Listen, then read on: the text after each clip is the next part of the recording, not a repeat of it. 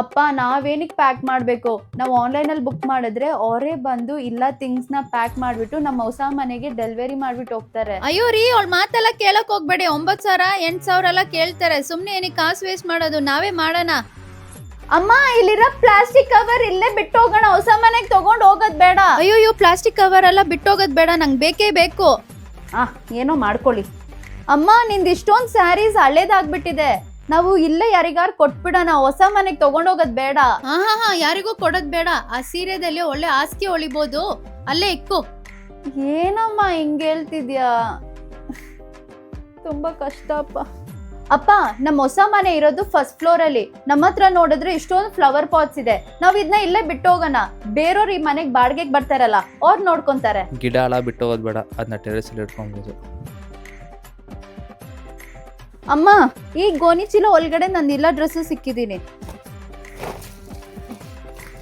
ಇರು ನಾನು ಬಂದೆ. ಬೇಡ ಬೇಡ, ನೀನ್ ಹೆಲ್ಪ್ ಬೇಡ, ನೀನು ಆ ಕೆಲಸ ಮಾಡು.